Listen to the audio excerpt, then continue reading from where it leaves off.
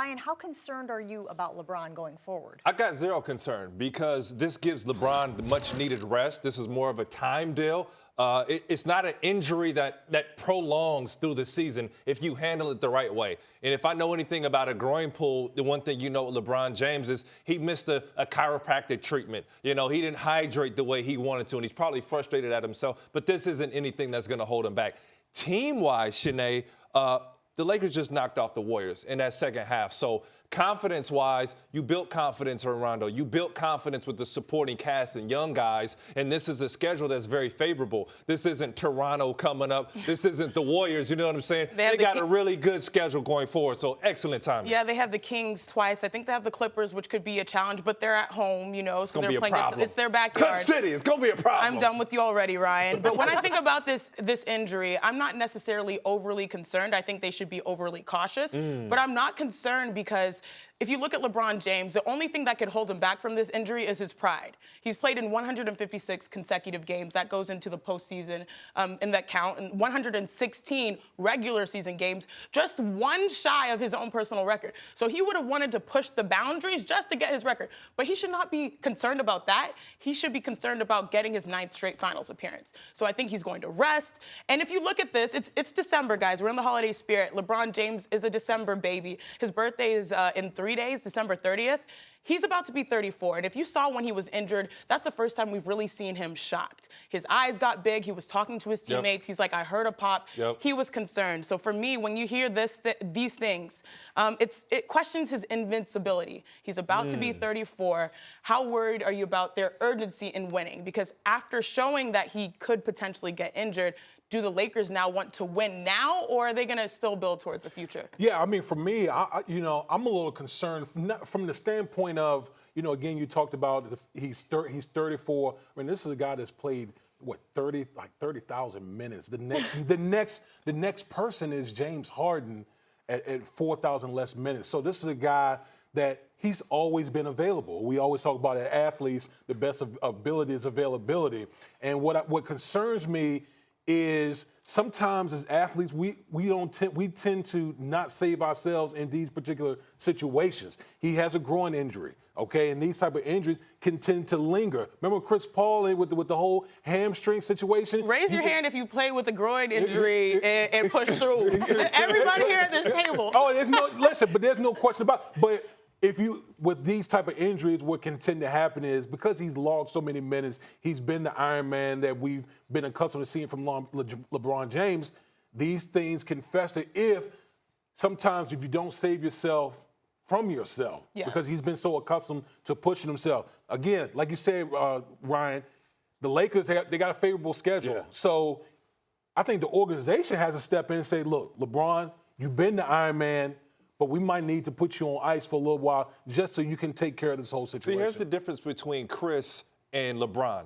When Chris got injured, it was in the playoffs, and he had a grade 2 tear, and he played through a grade 2 tear. If this is the playoffs tomorrow, LeBron straps it up and plays. You know what I'm saying? And he'll be just not the athlete he is, but mentally he could get through the game.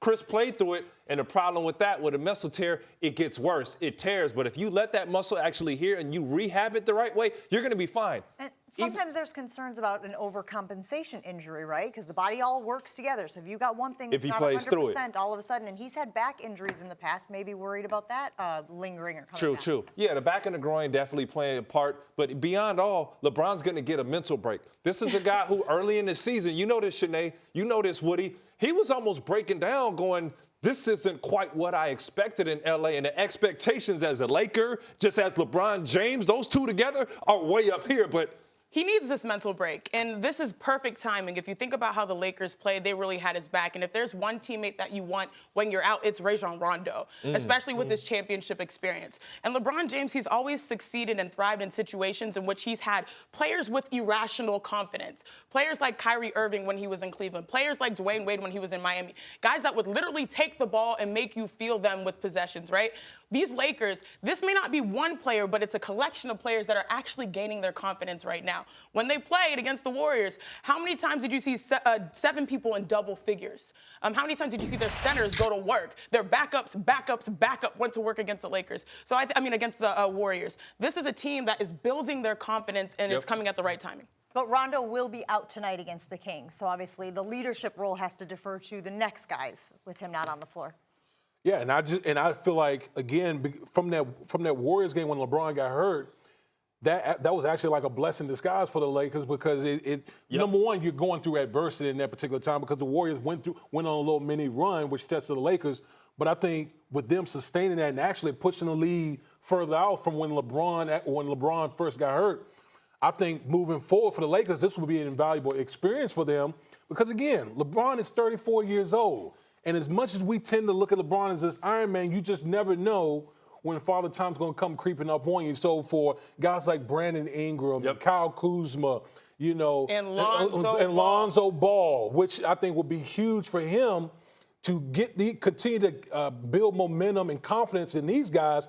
It'll only help the Lakers down the stretch. The huge point here, and I think a lot of people miss this, Rondo and Lonzo never really play well together. You see Lonzo and LeBron giving you triple-doubles. Without Rondo, I believe Lonzo will have his confidence back. But a narrative to follow in the future is, can these 2 point guards really play their best when they're together? I don't know if we had enough of a sample size to say that. But think about this moving forward. You've taken all the responsibility off Lonzo Ball, and it's some time for you to actually be the point guard of the future. We got to put you in the fire. So you're going to get a chance with Rondo out for this short amount of time to see what Lonzo can do. But this is the ultimate, hey, you got to get in that swimming pool to swim. Yeah, if you saw on Christmas Day, Rondo had 15 and 10 assists. Lonzo had maybe 4 points, 2 assists. So it's like they need to have a good cohesive group between the two. Yeah, you saw playoff Rondo in that game, which is something that everybody likes to see. But LeBron James responsible for 27 points per game. That production may have to come from somewhere without anybody stepping outside of their comfort zone and trying to do too much. That's the balance that the Lakers will have to figure out with LeBron James out.